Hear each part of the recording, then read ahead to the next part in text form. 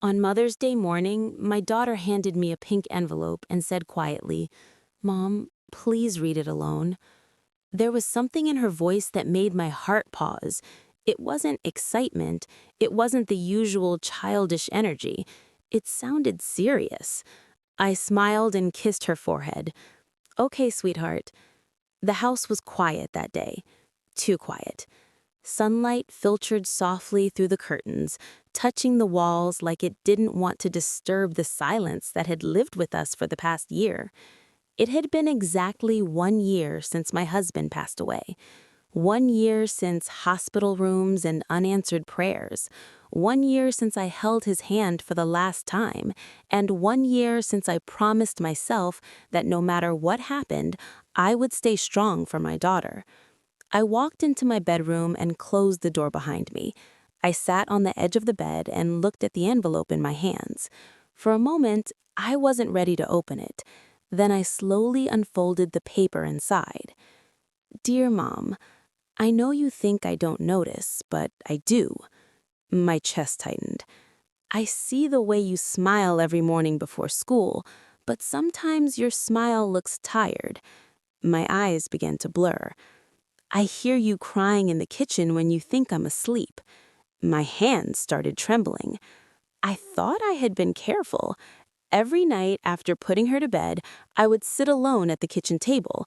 The house felt empty without him. I would hold a cup of tea that slowly went cold while staring at nothing. Sometimes tears would fall quietly. I always made sure she never heard me. Or at least I thought she didn't. "I know you skip dinner sometimes and say you're not hungry," she wrote. "I know you tell me everything is fine, even when it isn't." Tears rolled down my face. After her father died, life didn't stop. The rent still needed to be paid, bills kept coming, school fees didn't wait for grief. I started working longer shifts just to survive. I left early in the morning and came home exhausted, pretending everything was under control. I thought hiding my pain would protect her. "I miss Dad too," the letter continued, "but I don't want you to carry it alone." That sentence broke me. We rarely spoke about him. I thought avoiding his name would protect us both, but maybe the silence only made the pain heavier. "There are nights I wake up and want to hug you, but I pretend to sleep because I think maybe you need space to be sad." She was only 9 years old. 9, and already thinking like an adult. "I don't need new shoes this year. Mine are still okay. I don't need a birthday party. I just need you." Last month, she had told me we didn't need to celebrate her birthday outside. She said she preferred staying home. I believed her. Now I understood. At the bottom of the letter, something was taped carefully. A small silver bracelet. Her favorite one, the last gift her father had given her before he passed. Under it, she wrote, "You can sell this if we need money. I won't be sad. I promise." I couldn't breathe. That bracelet meant everything to her, and she was ready to give it up for me. The letter fell into my lap as I began to cry, not quietly, not carefully, but deeply. All this time, I believed I was protecting her from sadness, but she had been watching me struggle and trying to protect me back. After a few minutes, I wiped my tears and stepped out of the bedroom. She was sitting on the couch, pretending to watch TV, but her eyes kept glancing toward my door. When she saw me, she looked nervous. "Did you read it?" she asked softly. I walked over and knelt in front of her.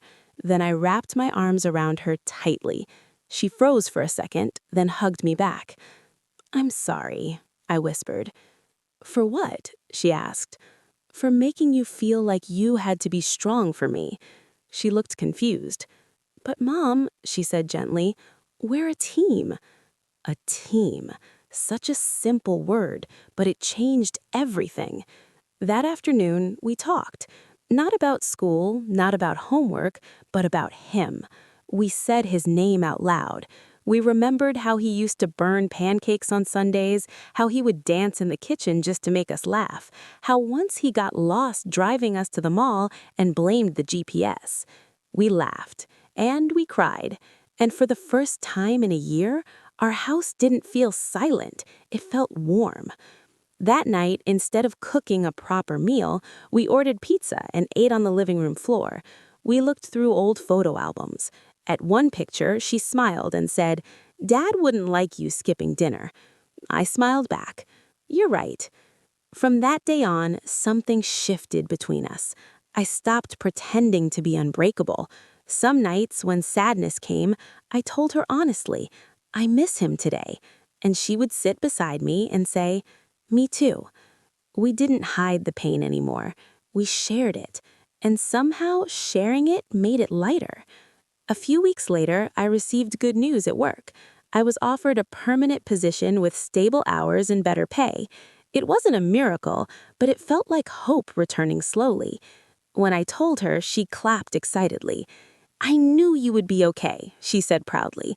"How did you know?" She smiled. "Because Dad chose you, and Dad was smart." I laughed through tears. Life didn't suddenly become perfect. There were still bills, there were still hard days. Grief didn't disappear, but now our home had something stronger than silence. It had honesty. And sometimes when I feel overwhelmed, I open my drawer and read her letter again, because on the day I thought I was holding everything together, I discovered my daughter was holding me too.